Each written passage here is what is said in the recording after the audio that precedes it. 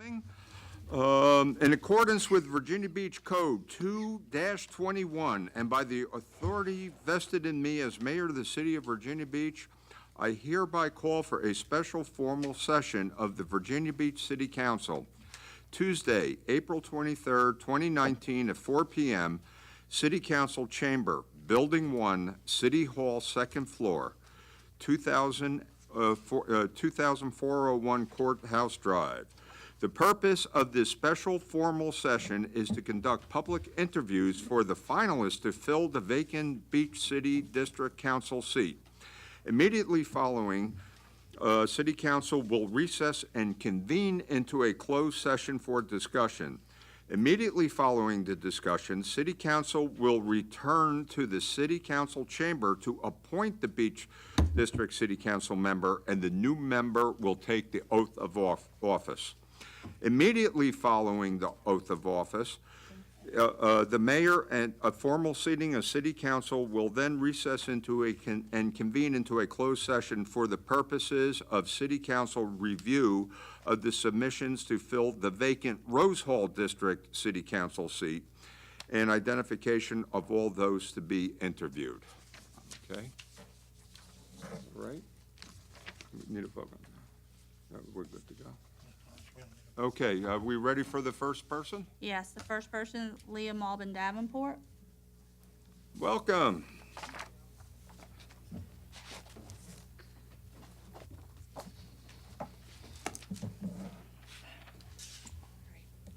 Good afternoon, Mayor Dyer, How you doing? Vice Mayor Wood, council members, and the public. My name is Leah Davenport, and I'm seeking the appointment of the Beach District Council seat. Before I start, I just want to say how honored I was to have been selected for the shortlist with these three other really highly qualified candidates, and I think that whatever choice you make tonight will be a good one. So the question of the day, why am I seeking this appointment? First and foremost, I believe in the social contract. Giving back to the community that has raised me and prepared me so well for my future. In particular, I was lucky enough to get a world-class education from the Virginia Beach public school system. John B. Dye, Trantwood Elementary, Olden Nation School for the Gifted and Talented, Great Neck Junior High, and Cox High School. In fact, I still keep in touch with some of my teachers who have continued to root for me throughout my career, some of whom are likely watching this live stream right now. While I was in school, they saw potential in me that I had not yet seen and pushed me towards programs such as the Virginia Beach Leadership Workshop that helped me get into the college of my choice. Go Hokies. Second, I feel a sense of duty to serve the citizens of Virginia Beach during this interim term before the special election is held.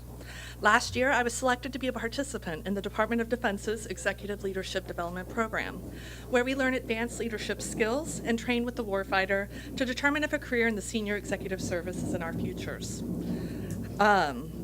However, more than that, the program instills the value of service to others. On each of our deployments, we volunteer in the community and we visit in an attempt to make things better than we found them. Through the service, though the service is many times small in scale, it reinvigorates my belief that service to others is the most important legacy we can leave behind, and one that I hope I will be remembered for. Third, I love getting into the weeds of public policy. And I love to work on all levels of government. This passion started when I was in 9th grade. I was selected to be one of 40 pages in the Virginia House of Delegates, and then the next year I was selected to be one of 2 head pages from that original group. I majored in political science at Virginia Tech. I served as a congressional intern and administrative assistant while in college for Representative Owen Pickett. When I was in private practice, I served as legal counsel for the Economic Development Authority of the City of Chesapeake, as well as the treasurer of the City of Norfolk. I have served in the Department of Defense for both the Air Force and the Navy for the past 8 years. I understand how government works, and sometimes doesn't, and I understand how to read and interpret statutes, and I understand what needs to happen to get things done. Fourth, I offer a fresh, unique, and practical perspective on many of the issues facing the City Council today. While I have lived in Virginia Beach for the majority of my life, my career has allowed me to travel extensively, seeing the best and the worst that other cities have to offer. In addition, Something in the Water is coming up this weekend. I'm attending and I'm very excited about it. I think it has the potential to be an annual event that will only get better each year. In an effort to get it there, I can be helpful on any after-action matters, as I have attended some of the best music festivals in the country. And further, while I was in law school, I presented an entertainment law graduation project on the legal issues involved with music festivals. Finally, with hurricane season upon us, I recently trained with the Texas State Guard and the Texas Air and Army National Guards, and am now well versed in how they coordinate with municipalities to get people the help they need should a natural disaster occur. Fifth, the length of the term of this appointment is manageable. As my resume shows, the Department of Defense has been very good to me and has given me more responsibilities and opportunities than I thought imaginable. In addition to being selected for the Executive Leadership Development Program, as stated earlier, I have received many honors over the past 8 years from the Department of Defense. My priority is making sure that I continue to put forth my best effort at work every day to continue to prove that I am worthy of my previous recognitions. With a 4-year term, I could not realistically juggle my responsibilities without allowing something to fall. However, a term of less than 1 year is a time period that is entirely within my abilities. Finally, I am seeking the appointment because I think that people that run for office are extremely courageous to put themselves out there and face criticism and ridicule many times while they're attempting to do good things for people. I'll be frank, at this point in my life, I don't have that courage. Perhaps I'll get it someday, but what I lack in courage, I make up in hard work and dedication, as my resume shows. I am prepared to deep dive into the budget and all other subjects that come before the council, and I'm prepared to devote my evenings and weekends to meeting with constituents. However, I will not be participating in the special election. As we all know, this vacancy came up with little to no warning, and in the interest of full disclosure, I do have some prior obligations that cannot be canceled. In reading the budget this weekend, I discovered that the reconciliation meeting is on May 7th. Unfortunately, I will be absent on this date, as I will be on a mandatory deployment with the Department of Defense Executive Leadership Program. In addition, I will miss the June 4th meeting for the same reason. So thank you very much for selecting me for the shortlist and allowing me this time to address you. And thank you to my friends and family who have come out to support me today, and I'll be happy to answer any questions that you have now. Thank you stepping to the plate. Any questions or comments? Yeah, Rosemary. So thank you for applying. Thank you. We struggled with short-term rentals for 3 years. And so the conditions that we put in place aren't going to happen until November. And during this time, there may be some areas, pockets of the city, especially near the ocean front or the bay front, that may want to have an overlay district, kind of like a Sandbridge thing. How do you feel about that? I travel a lot, and I will say that the first place I go to look for a place to stay is Airbnb. I think it's just a matter of fact in this day and age that that's where people go to look first for cheaper places to stay. I've done it in multiple countries. I think we'd have to look at every situation in every neighborhood, whether it's a house that has just been bought and rented strategically just for Airbnbs. I think that's a different question than people that during the summer months or something rent those things out. But I think I would have to look at every situation. Yeah, Jess. As I'm sure you know, we really are struggling with, well, I shouldn't say struggling with, we're coping with our public safety pay compression. And I'm curious on your thoughts on what we're doing, what we can do, if you've read any of the information that's been put forth to council, and where you feel you're headed at in terms of how we fund that in the budget cycle. Okay, and with pay compression, are we talking about horizontal, vertical? Both. Okay. So I actually have a little bit of experience in this. My friends work for the aquarium. And so I have heard this issue come up many times, and I will tell you that they've been quite pleased that in the proposed budget, it appears that, vertical compression is going to be a thing. Many of the people that work at the aquarium have master's degrees and higher, and yet they're being paid salaries that just, are not going to help them get their student loans paid off at any time. So, funding-wise, we've got to look at it. I'm not exactly sure where it's going to come from. I have not deep dived into the budget that far, but I do think it is something that needs to be resolved. More specifically, public safety, though, not so much the aquarium. Oh, sure. Your thoughts on Sorry, I'm not trying to throw a pen at you. I don't think my answer changes too much. Public safety is important, and so yes, if there are people that are being constricted by the lack of vertical compression at this point, I think it's something we need to look at. Thank you. Aaron? Go Hokies. Yeah. Thank you for stepping up and Thank you. introducing your application. You attended public schools.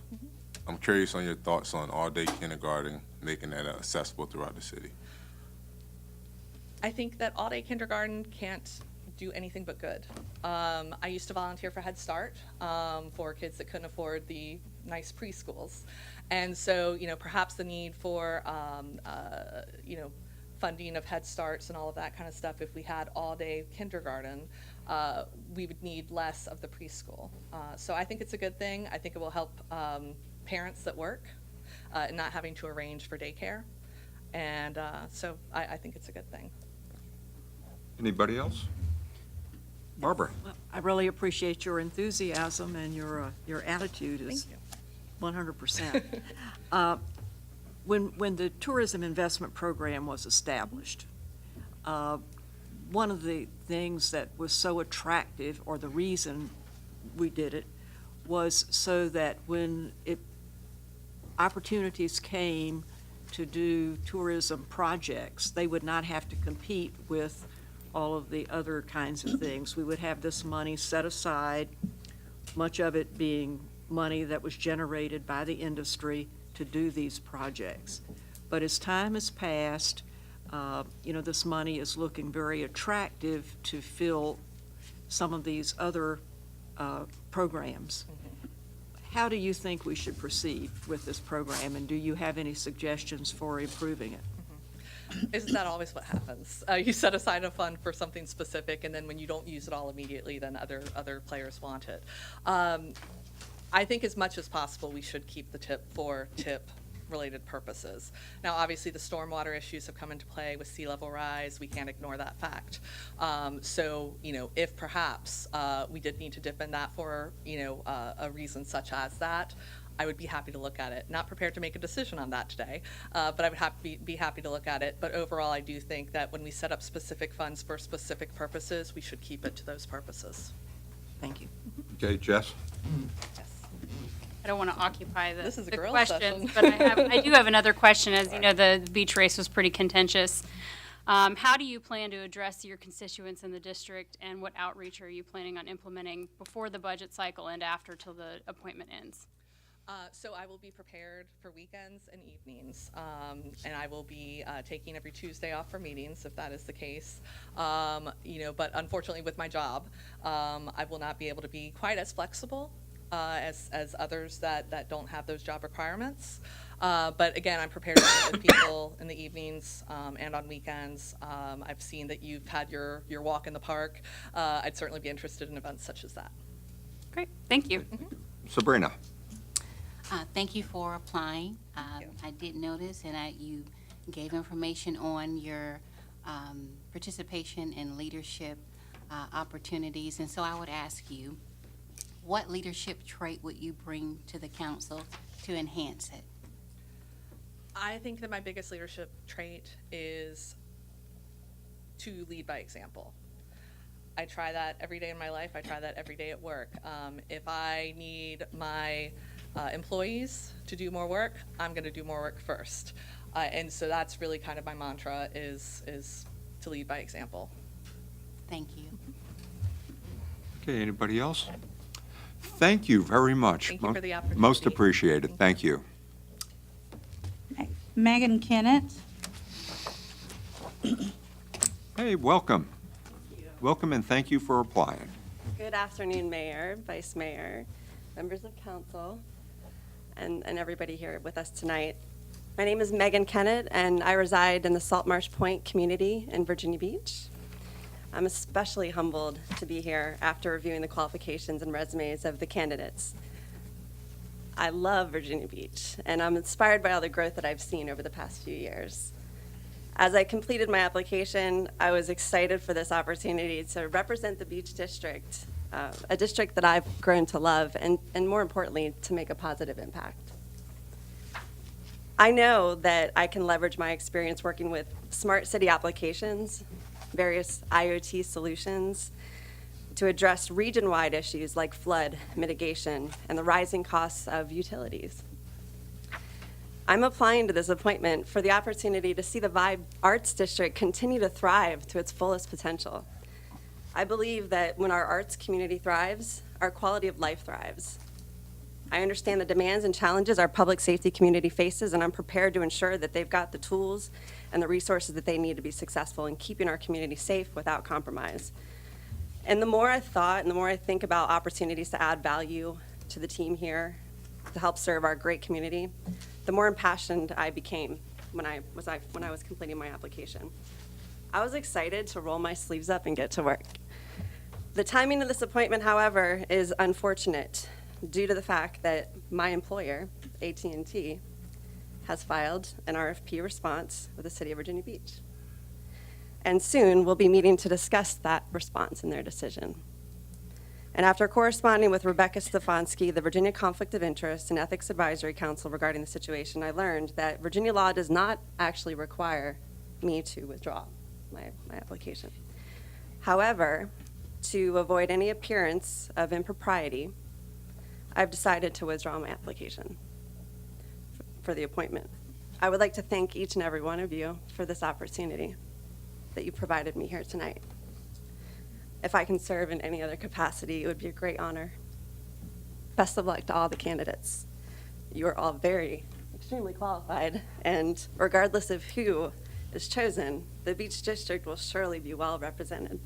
Thank you. Oh, and thank you for your comments and your consideration, and by all means, you know, if we can find a place for you as an appointee somewhere, you would bring a lot of value to our body. Thank you. Thank you. Can I just say, and I want to say thank you for, I know Megan, another Hokie. Seems like we have a. Seems to be a trend, Aaron. Yes, we have a trend. Thank you. Great one. She's one of our community's strongest advocates, and she does a lot. And I just, you know, things happen, but I really, really proud of you for stepping up and tossing your hat in the ring. So thank you. Thank you, Councilman. Thank you very much. Thank you. Louisa Strayhorn. Welcome. Good afternoon. I want to thank all of you, council members, and our guests. I want to thank you for allowing me to be one of the finalists for today. It is definitely an honor to have an opportunity to stand before you and look at the opportunity to be the interim city council person. You could say been there, done that, but it's never enough. I like the job. Okay. I wanted to see what it was, since you have a whole packet of information on me, that I could possibly give to you that would either reconfirm or be new information that you haven't heard before. And I decided that I would look at some differentiating factors that I could bring to you. One of them, I believe, of the people who are here as finalists, and by the way, I agree with who has been here before. You have absolutely great choices to look at this, so I'm happy for you from that point. But I do believe I'm the only one that has served on both the city council and the school board. And I want you to know that I think that that might be a good factor, because I understand, as many of you do, how important that relationship between the school board and the city council is, and the kinds of issues that we have had in the past. It's important for the school children, and it's important for our city in terms of the quality of life, that we keep that particular relationship very sound. Second, experience as far as budgeting is concerned. It has been my honor, in addition to the city council and the school board, to serve as the head of the Department of Business Assistance and learn the state budget system that they have. And just recently, I have been appointed as on the Virginia Port Authority as a commissioner, and I am one of the members for the Finance and Audit Committee. So when I talk about experience for governmental entities, that is something that I do have in terms of looking at the budget. In addition, from my education perspective, My terminal degree is an MBA in finance from the College of William and Mary, not a Hokie, sorry. But I got that because it was important to me, because I had a vision about making sure that we passed on as much information to small businesses. And I think many of you know that, but that's one of my passions, to make sure that they understood about the budgeting process, they understood about finance. And so that's the reason I had originally gotten that degree, but it has certainly served me well throughout my career. 3, one of the things that has happened to me in the last several years is I became a master coach. And as a master coach, one of the things that I bring to the table when I was thinking about your question you asked is the fact that communication, the collaboration, advocacy, understanding the importance of resolving conflict as soon as possible and developing teams. You as city council members, you know that regardless of what district that you represent, you must act as a team for the benefit of the city. And I love the process of being able to be involved in something that would allow me to be part of that group from that point.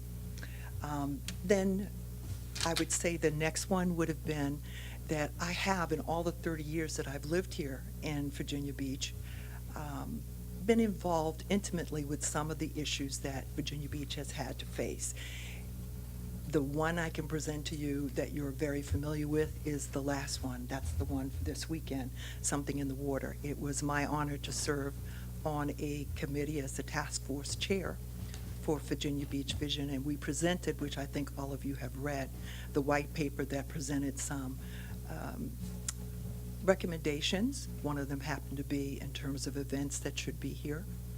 I am happy to live in a city where all of you voted to take the recommendation from Pharrell to have a festival for our city, mainly because I think it's important for us to fix issues that may in any way negatively impact our particular reputation as a city, but more importantly, to bring us together and not always blame one particular group when we may not know all the facts about what is happening, but replacing it with something that is just wonderful and could, by the way, last for many, many years in the future and bring us really good reputation enhancers.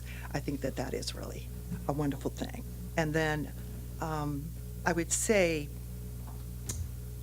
the final thing I really want to say to you, because you know just about everything else, is that my mother, when she was alive, she gave me a piece of advice, and that is that if you live in a community and you do very well in that community and you have a good quality of life, that you owe a debt to that community. And to honor that debt, you need to serve. I have tried to do that through my entire life with various things. When I was asked by a group of business people to submit my application, it was with that thought in mind, that I could serve this community again in that way. And I want to reiterate, every single member you have that's running here is wonderful. And I think you have great choices. But I would like to say, if you decided to choose me, that would give me another opportunity to not only serve the community, but to honor my mother in death as I did in life by doing what she asked me to do. So I thank you, and God bless. Oh, thank you so much. Any questions? I have one. Louis? Louisa, I remember when you were on council before and how cooperative you were. And I always appreciated the way you worked with others. Thank you.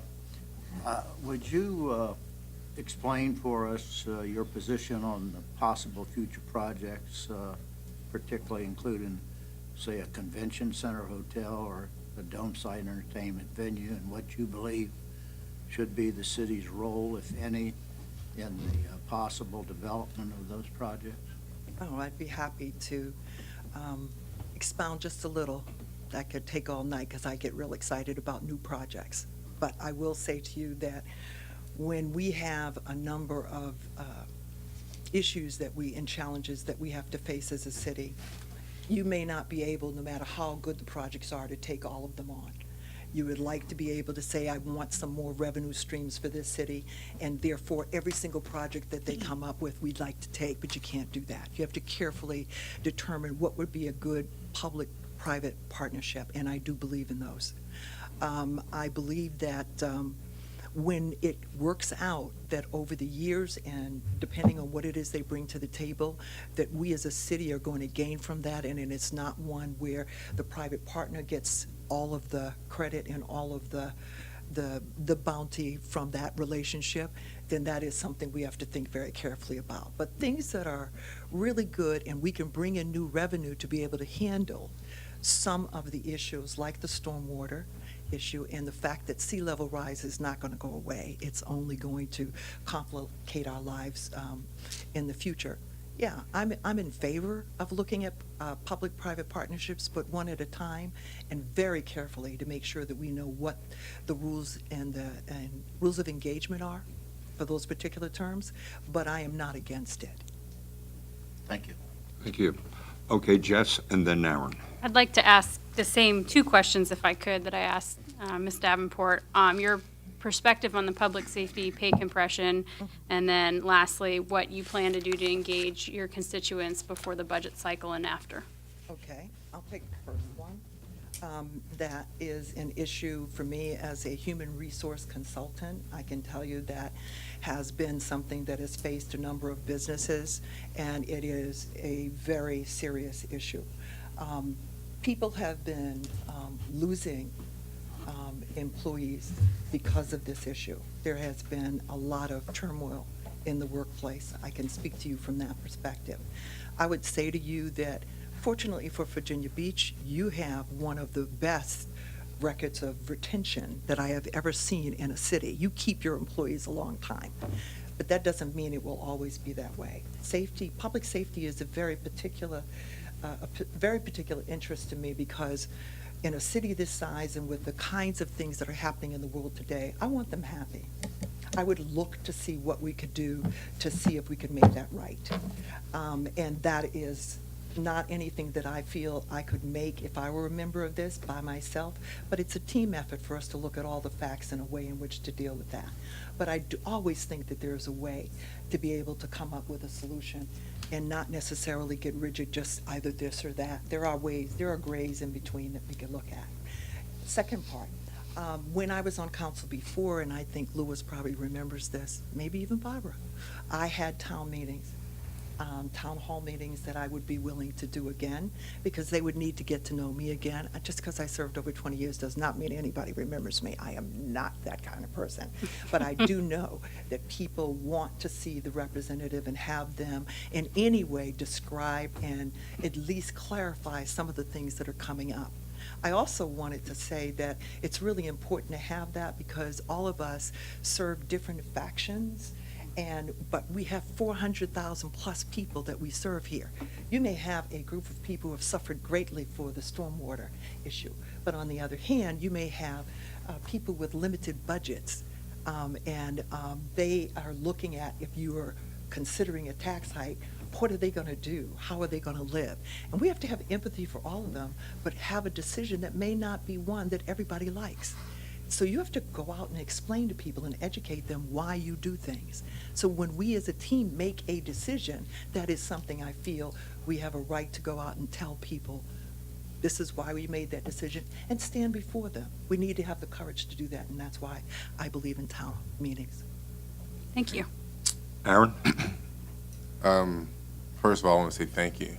And thank you for a number of reasons, but one in particular for being the first African-American woman to be elected in the city.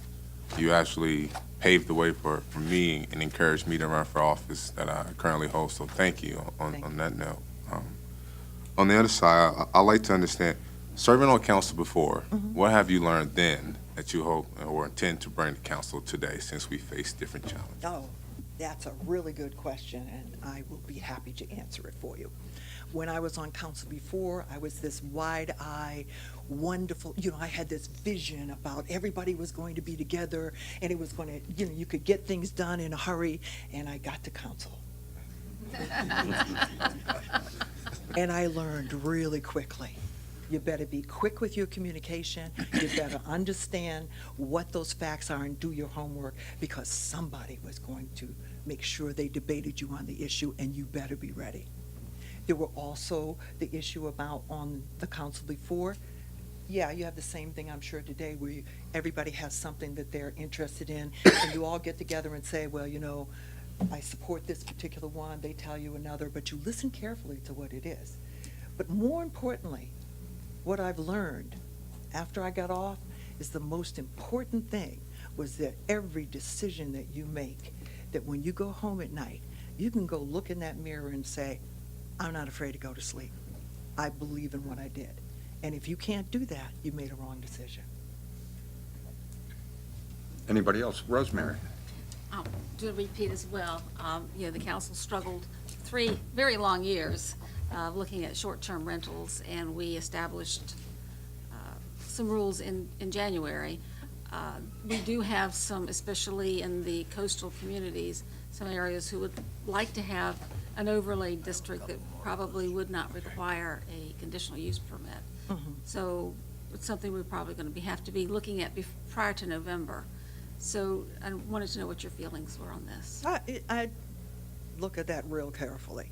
I have traveled the world, and I have seen Airbnb and others in terms of the kinds of communities they have and where they work. And I have found that the communities that did well, at least in the places that I visit, are the ones that had very clear, strict rules about what you could or could not do. And there was no gray in the contract that you had with it. And they were very careful about people who were, I'm sorry to say, but 21 and under. And those are the communities that did extraordinarily well because they were clear. Found out that the people who were younger actually appreciated somebody telling me exactly what they could do and not have any leeway on those things, and they managed to keep the properties right. But I'm concerned. I live at the beach just like others, and I'm concerned that it is not given, that right is not given without the kinds of rules and regulations and policies that would be there to protect the citizens who live next door. So I would have to look at that seriously. Okay, Barbara and then Louis. In answering the question about our voting system, you seem to support the ward system. Tell me why you think that's better. Okay, I will tell you that because it was a very important decision for me. I remember when I ran the first time, there were a number of people who I thought would have made really great city council people who could not afford to run. But if they had had an opportunity to only run in a district, that they might have made it. I'm not saying, you say to yourself, well, she's standing here, she was able to run in a hybrid system, like what about that? But it was just very, after visiting a number of cities around the country, it just seemed that there was a diversity of a population where a number of people were able to actually serve their city or serve their county because they had a narrower group of people they had to win over and they had to talk to and they had to represent. So I thought that if in our system, if we had at least some at-large members who would run at large and the mayor, but when it was a district that those people were actually running for that district, that it would be one of those that it would open up and allow more people to have the opportunity to serve, and many of them did.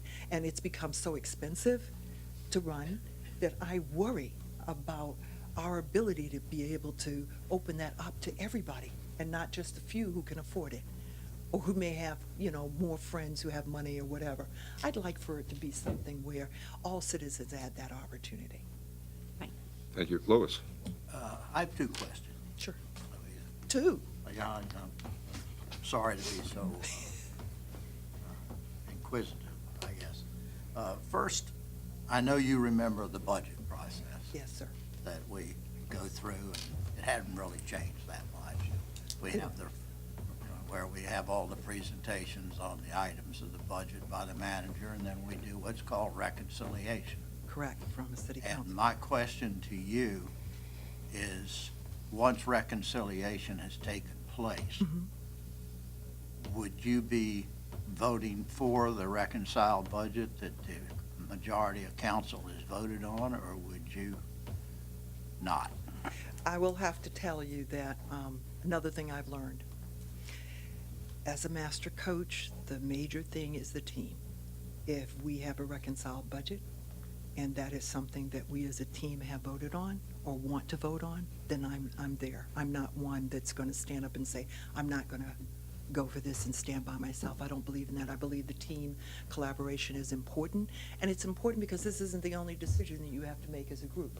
And I would really not like to be in a situation where we have bad feelings because we did not bother to try to get along on each of the decisions we have to make.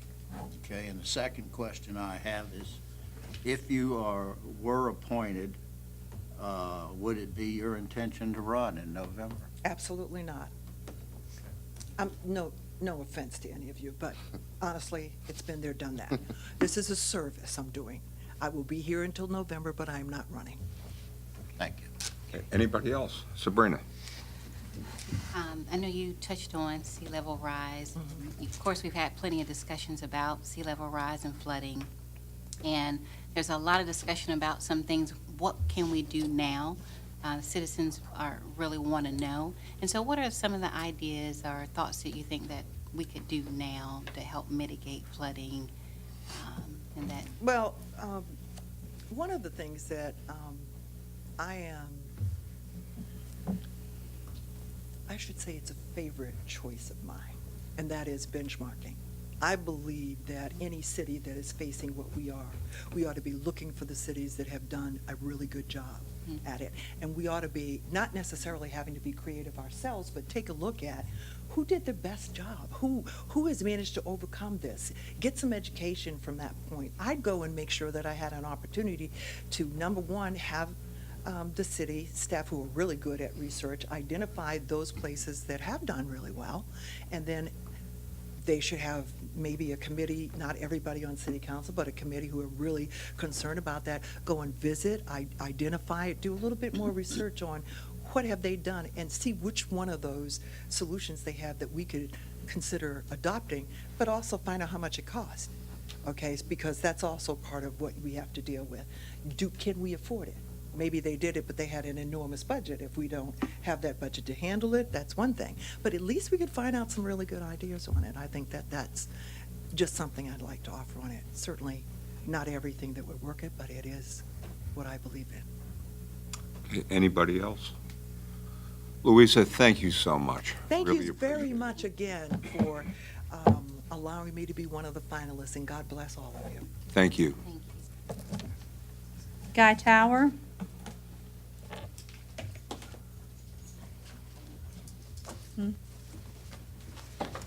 Thank you very much. Welcome, sir.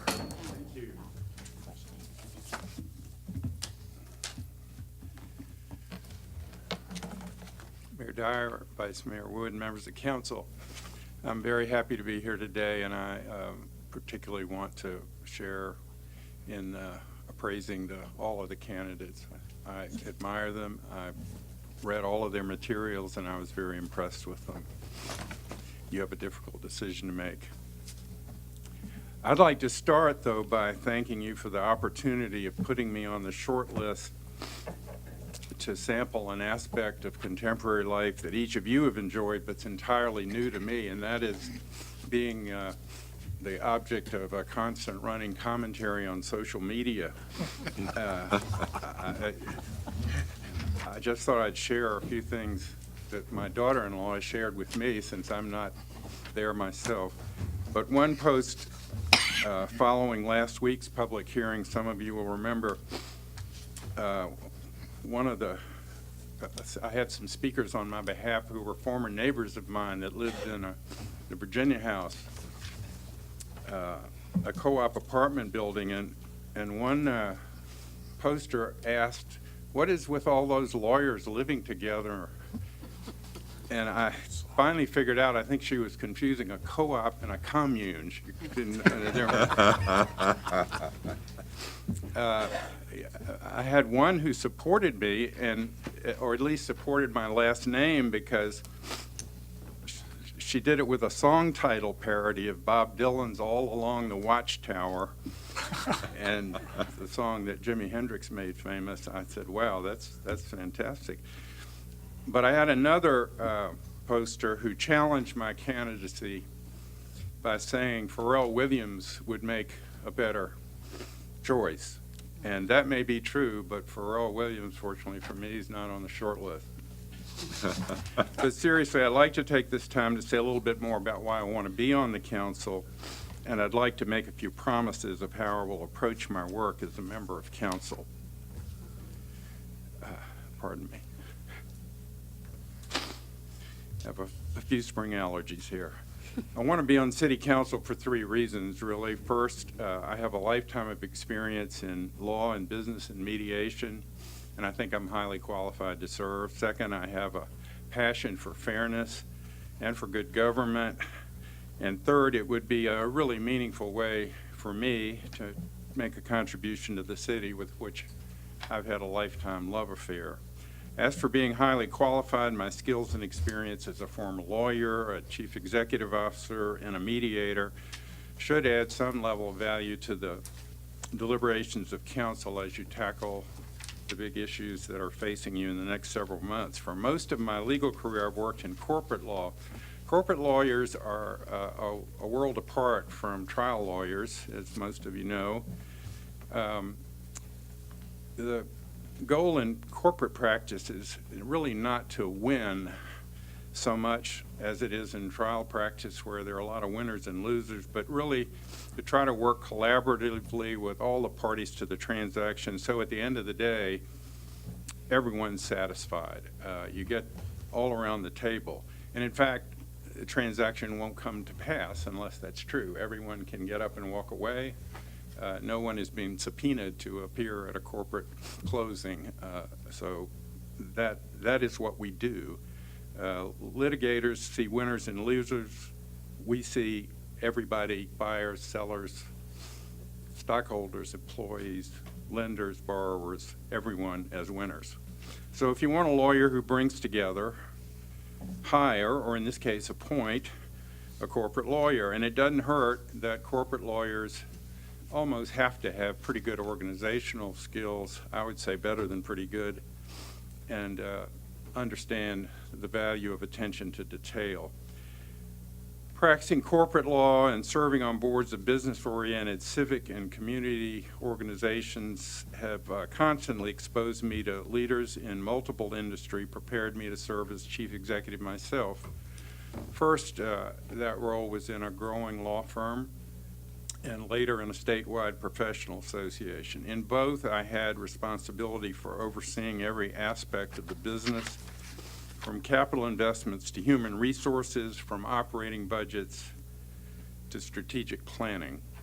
This experience should help me and council, I would hope, better understand the contributions and needs of the business and nonprofit sectors in the Virginia Beach community. I've also been an employee of state government. I've also been an employee of a publicly held corporation, each for 2-year periods in various times of my life, and I learned a lot in both of those stays that I think might be helpful too, particularly dealing with numbers, budgets much larger, more on the line of what you are used to dealing with rather than a small business.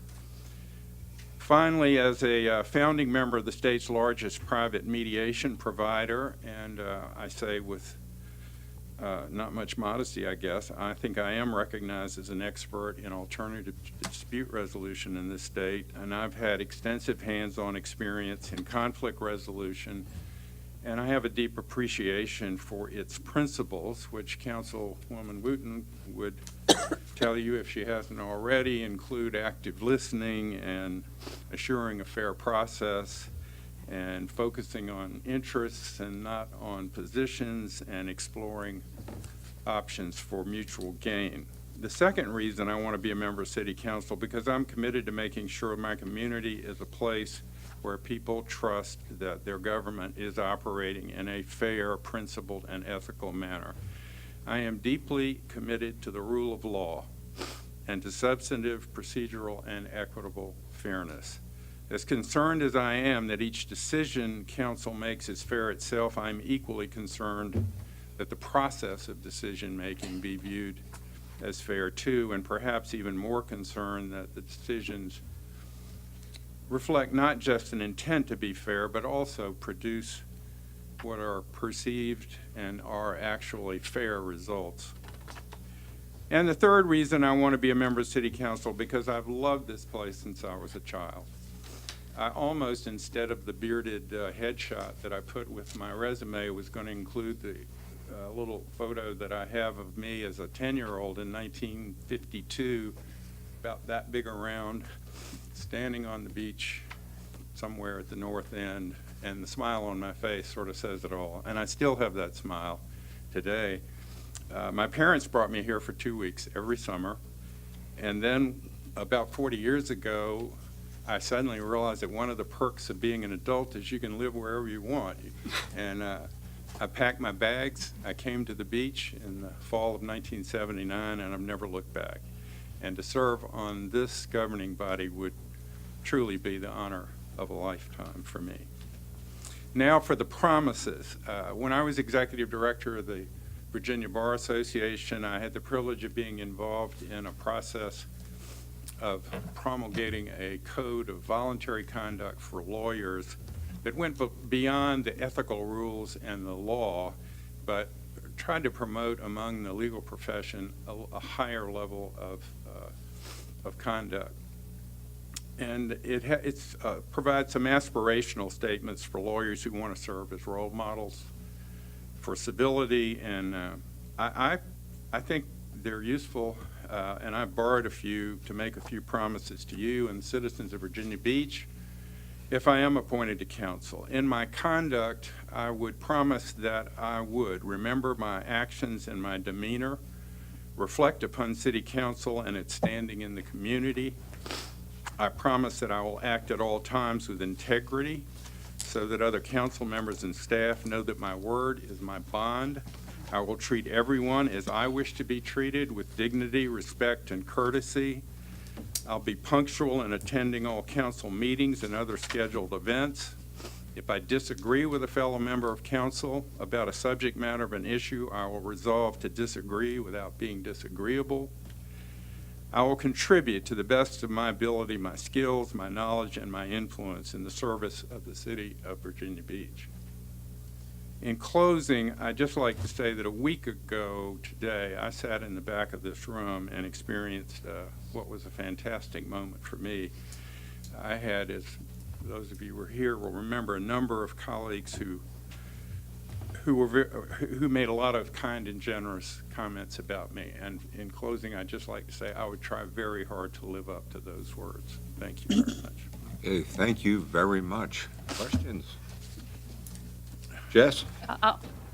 I'll ask you the same questions I've asked everybody. I'd love to know your thoughts on public safety pay compression and your plans on how you will engage your constituents before the budget cycle and after. Yeah, on the pay compression, my main reaction is that we didn't get here overnight, and any problems we have, we're not going to probably cure them overnight. I'm all for having a process, but I think it's a long-term one that requires a lot of work from a lot of people to do it. I had the privilege of being at a town hall meeting with Member Moss, and I think over half the members of that audience that night were members of the public safety community, and they were incredibly polite, I might say that too. They obviously are very interested in this, and I thought Councilman Moss's response was, look, we're going to do what we can do, but there is only so much we can do. It's a balancing aspect, but I think the main response I would say is I don't know enough at this point to make decisions about it, but My belief is that it's a long-term process to cure. The process ought to be undertaken. It ought to be assiduously attacked and dealt with so that members of that community know that it is being addressed. But it will take a while. Thank you. On what I intend to do, I am retired. I have all the time in the world. Or at least I did, thought I did. No, I will be out. I've tried to attend some Civic League meetings. Some of them didn't happen in the time and place I have, but I have attended, I have spent a lot of time attending city meetings and various agency meetings. I think I've watched every, except for this afternoon where I had to attend another meeting and I didn't see your presentations today. I think I've seen all of those. So I'm kind of over the watching now, and I'd like to get out into the community, and I intend to, and I would look for advice and counsel from my fellow council members about what the best way to do that is. Thank you. Appreciate it. Aaron? I have 2 questions for you, Yes. maybe 3.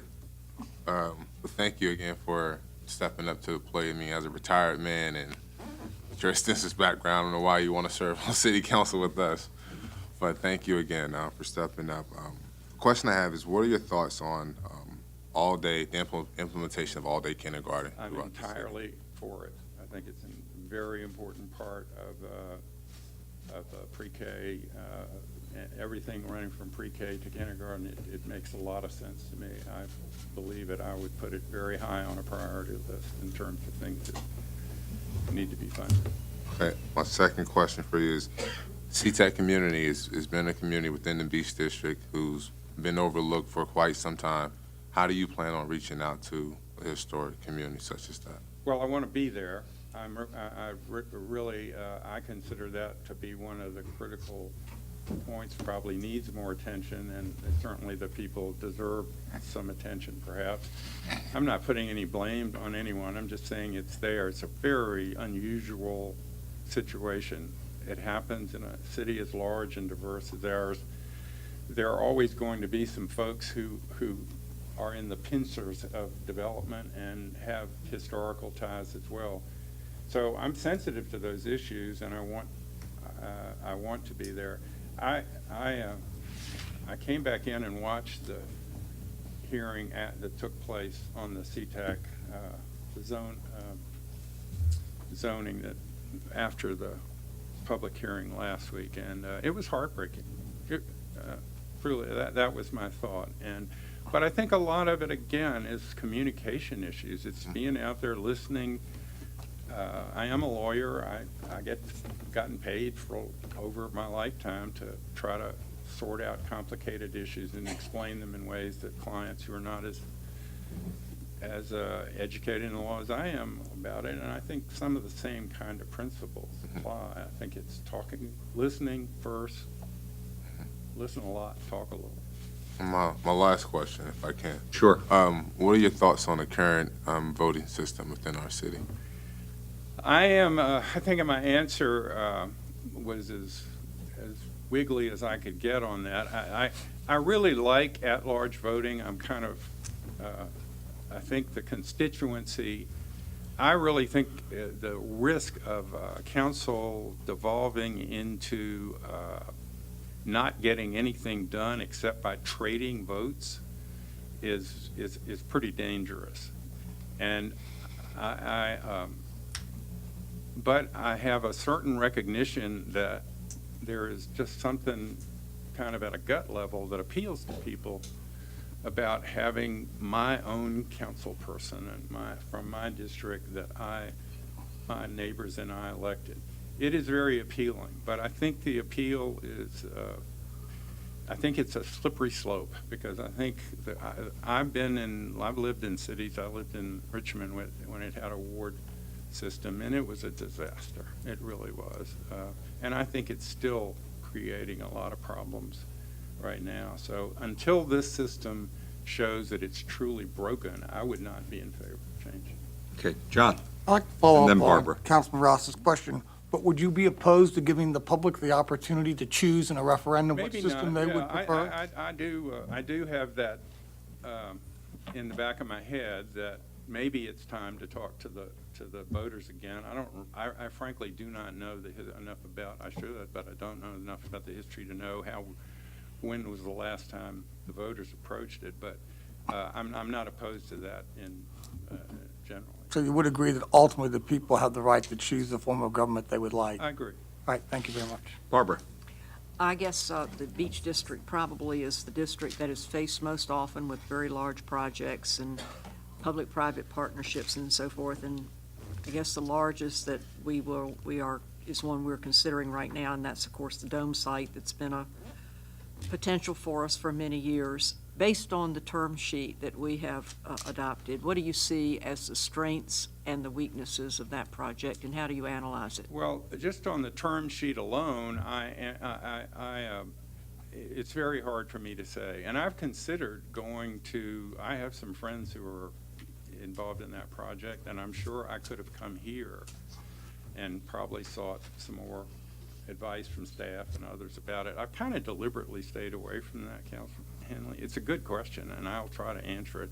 I think the project is very, very interesting, and God knows we need it. I mean, I believe the city of Virginia Beach and the Beach District and the surrounding area, the region, needs a healthy, thriving tourism business in Virginia Beach. And frankly, I don't believe we have it right now. And I'm very encouraged by I know some of the people involved. I respect them. I think they are good folks. But the devil's in the details, and I don't believe if that term sheet survives, it looks to me like a workable one, but I haven't heard the arguments on either side of it. It'd be very hard for me to say I think it's a good deal. Certainly didn't strike me as something that was not doable, but maybe the negotiations have to keep, just started. That's not a great answer, but. Anybody else? Rosemary? The short-term rental question. Yeah.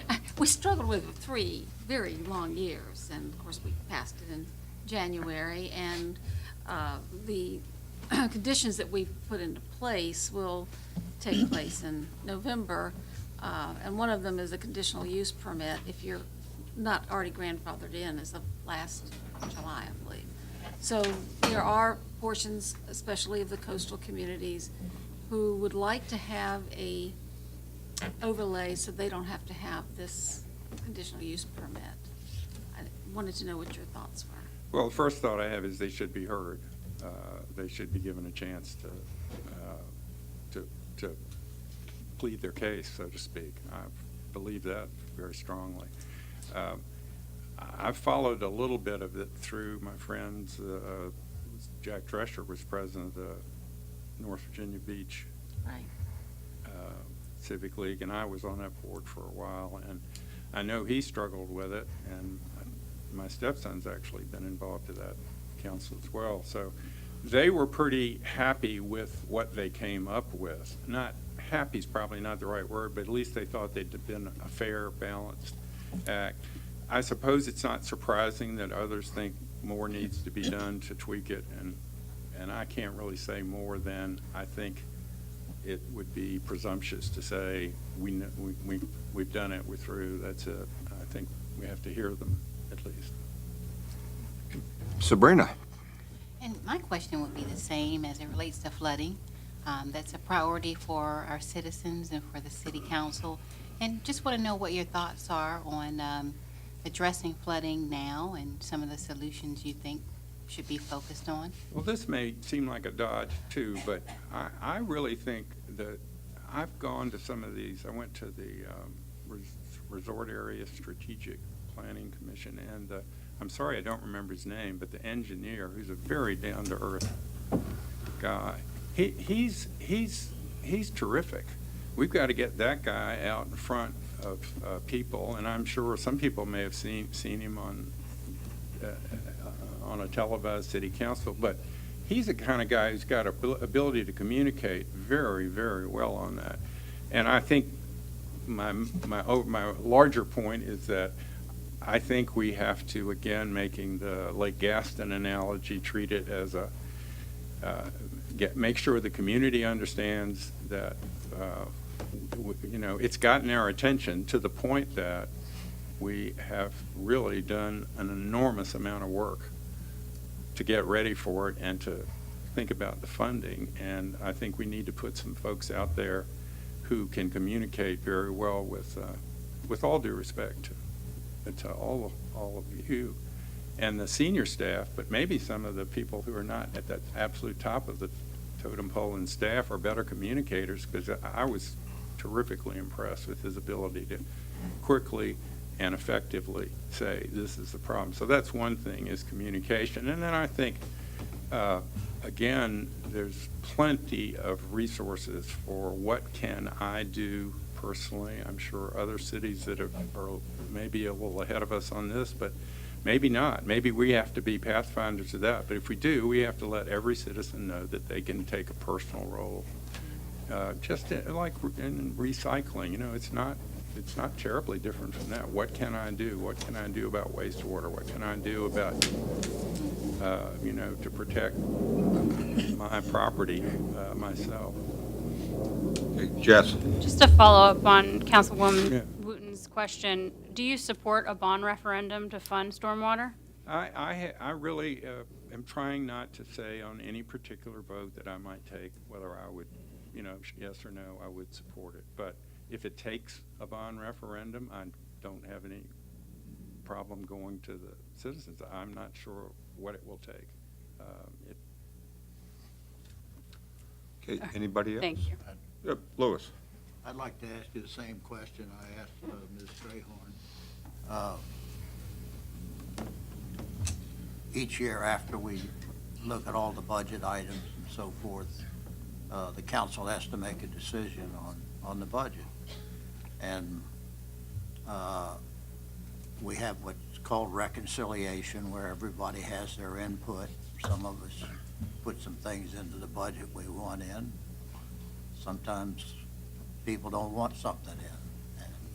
And so we have to come to terms, so to speak. And the question that I have for you is the same question I asked Ms. Strayhorn, and that is, once the majority of council has made that decision as to what they want to put to a vote, would you vote for it? Councilman Jones, I understand the question. I think my answer that I gave on the written submissions said that I would have to wait and see. I cannot say. I understand,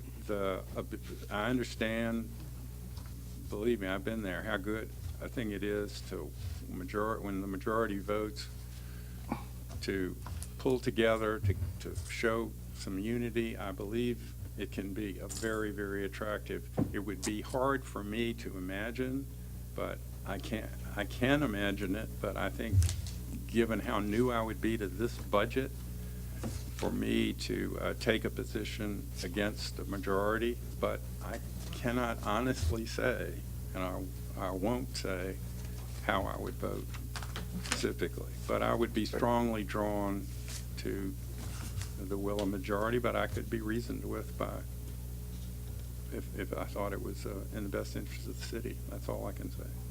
Thank you. Anybody else? Sir, thank you very Thank you. much. Okay, colleagues, at this time, the chair will entertain a motion to recess into a closed session pursuant to exemptions from the open meeting allowed by Section 2.2-3711A, Code of Virginia, as amended for the following purposes.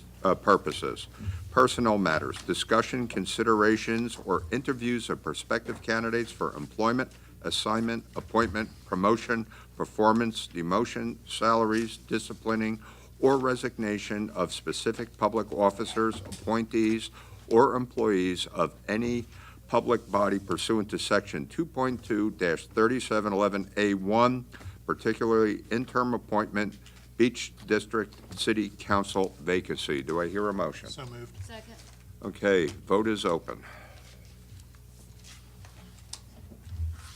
By a vote of 9-0, you recess into closed session. Okay, we are recessed into closed session. We'll be back.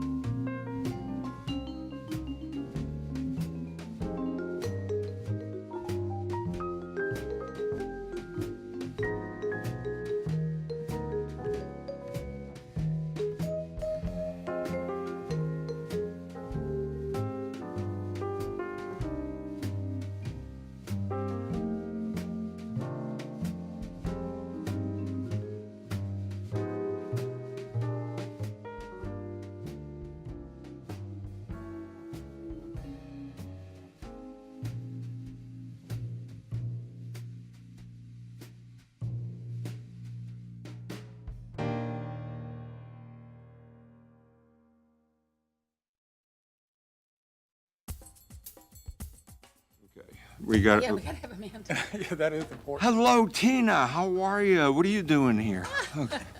She's ready, willing, and able. Okay. She says swearing in is her. Swearing in for us. I started to say it's us, it was her. It's cold in here.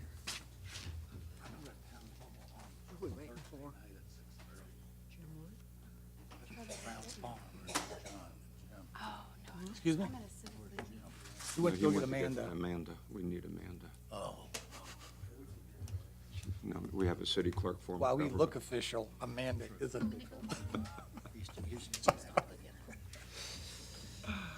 Hey, we might lose you, you better get back here.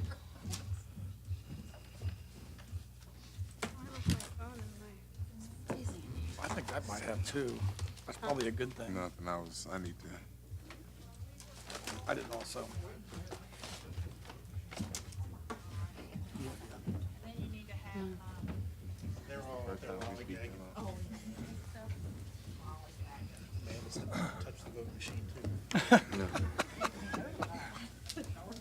so we're gonna be certified. Close that.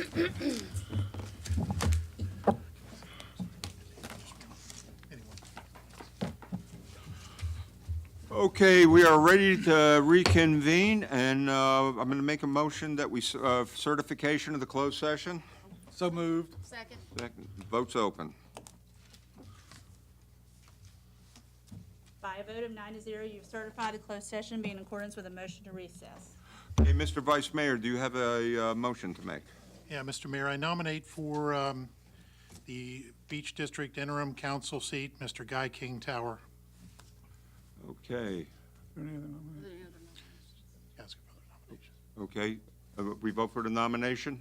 No, are there any? Are there any other names for the nomination? That being said, the vote is open for Guy Tower. By a vote of 9-0, you've appointed Guy Tower as the interim Beach District.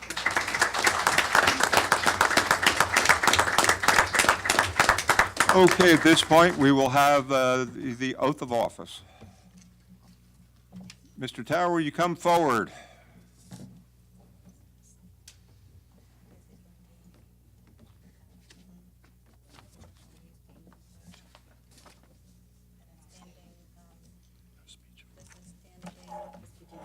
Never over to people. And a note for the Well, I know a lawyer I understands just that. saw this sign. I never saw it when I was more relaxed. Mark, what day will this be ending? The term day. Today. Put December 31, although it may be sooner. It will be whenever the replacement qualifies. Correct. So I don't know that date, so we'll make it the outside date. 31, 2019. Yes. Thank you. Yeah, you don't have to vote. Thank you. Usually they're certified on that Thursday or Friday, the election. That's right. So as soon as a person's certified, they take the office. And while we're waiting, I want to thank all of the people that stepped to the plate and came. What an outstanding group. You know, much thanks on behalf of the city. We really appreciate your time and initiative in coming forward.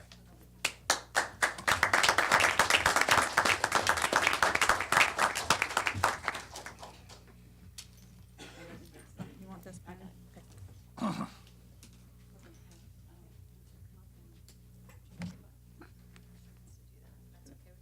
Yes, already. Council, may I participate? I'm Winship Tower as well. Not a problem. Now we know who the real boss is. Do you, Guy King Tower, solemnly swear or affirm that you will support the Constitution of the United States, the Constitution of the Commonwealth of Virginia, and that you will faithfully and impartially discharge all the duties incumbent upon you as a member of the Virginia Beach City Council, the Beach District, for a term beginning today, April 23rd, 2019, and ending on December 31st, 2019, according to the best of your ability, so help you God. I will. Congratulations. Thank you.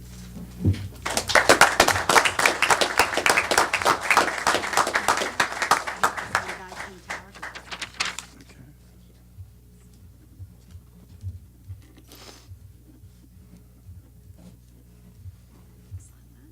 We'll get a copy. Councilmember Tower, welcome to the team. And we're going to ask you to kindly be seated next to Council Member Wooten. Now you got to go to work. We'll have. Yeah. Now you got to vote. And guess what? You go to work tonight. Isn't that a wonderful thing? You're on the payroll. What can I tell you? Okay. Welcome one, welcome all, and, thank you, everybody for their participation and the audience in this process. The chair will now entertain a motion to recess into closed session pursuant to the exemptions from the open meeting allowed by Section 2.2-3711A Code of Virginia as amended for the following purposes: personnel matters, discussion, consideration, or interviews of prospective candidates for employment, assignment, appointment, promotion, performance, demotion, salaries, disciplining, or resignation of specific public officers, appointees, or employees of any public body pursuant to Section 2.2-37A-1 regarding interim appointment Rose Hall District City Council vacancy. Do I have a motion? So moved. Second. Okay, we're going to have to do a voice vote. Yes, thank you. Mr. Rouse? Aye. Ms. Abbott? Aye. Mr. Moss? Aye. Ms. Henley, stepped out. Mr. Jones? Aye. Ms. Wilson? Aye. Ms. Wooten? Aye. Mr. Tower? Aye. Vice Mayor Wood? Aye. Mayor Dyer? Aye. We take a 5-minute break before we convene. Okay, we'll have a 5-minute break before we convene. We are recessing again into executive, and thank you all. I just